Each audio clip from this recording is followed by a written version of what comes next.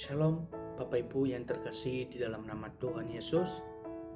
Kita bersyukur hari ini kita bisa merefleksikan sama-sama firman Tuhan yang telah kita dengar pada hari Minggu lalu. Dan tema yang kita renungkan adalah iman untuk dilakukan.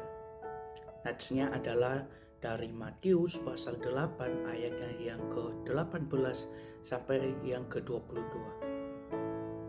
Bapak Ibu yang terkasih di dalam nama Tuhan Yesus, ketika kita melihat perikop yang akan kita renungkan ini, atau kita bisa melihat di perikop-perikop sebelumnya yang kita renungkan ini, banyak sekali mukjizat yang Yesus lakukan, banyak sekali mukjizat yang sangat luar biasa yang Yesus lakukan pada saat ia di Galilea pada waktu itu.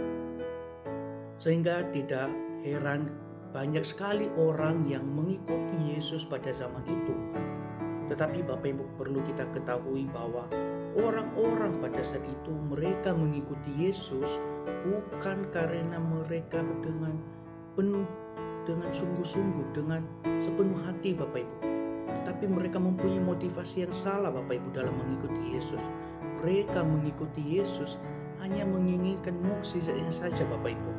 Mereka hanya ingin yang enak-enaknya saja. Mereka hanya ingin menguntungkan diri sendiri Bapak Ibu. Banyak orang mulai mengikuti Yesus karena kagum pada ajaran dan mukjizat yang luar biasa Bapak Ibu. Mereka mengikuti Yesus itu bukan karena pertobatan mereka, tetapi melainkan yang mereka cari adalah kepentingan diri mereka Bapak Ibu. Kepentingan diri mereka sendiri, keuntungan diri mereka sendiri Bapak Ibu. Hal demikian juga terus terjadi sampai sekarang ini, dari waktu ke waktu sampai sekarang ini Bapak Ibu. Dengan perikop yang kita baca hari ini di dalam Matius pasal 8 ayat 18 sampai yang ke-22, kita diajak untuk belajar memahami dua ciri iman yang penting kita terapkan, yang penting untuk kita lakukan di dalam kehidupan kita sehari-hari Bapak Ibu. Yang pertama Bapak Ibu adalah iman untuk mengikuti di ayatnya yang ke-18 sampai yang ke-20. Nah Bapak Ibu yang terkasih di dalam Tuhan, di ayat ini Yesus menyampaikan bahwa mengikuti Dia bukanlah sesuatu yang mudah Bapak Ibu. Ini bukan juga sekedar kita mengikuti Yesus secara fisik Bapak Ibu, tetapi juga siap menghadapi ketidakpastian dan kesulitan di dalam hidup kita Bapak Ibu. Ini konsekuensi yang kita terima ketika kita mau mengikuti Yesus Bapak Ibu. Tetapi ini melibatkan kesediaan kita untuk meninggalkan kenyamanan dan keamanan kita untuk melayani Yesus dengan sepenuh hati Bapak Ibu. Mengikuti Yesus memerlukan iman yang mewujudkan dalam kesediaan kita untuk menghadapi tantangan, dan kita juga perlu berkorban. Kita harus siap melepaskan kenyamanan duniawi kita Bapak Ibu demi mengejar tujuan rohani yang lebih tinggi Bapak Ibu. Yesus di perikop ini mengingatkan kita akan pentingnya mengukur komitmen kita di dalam mengikuti Dia Bapak Ibu.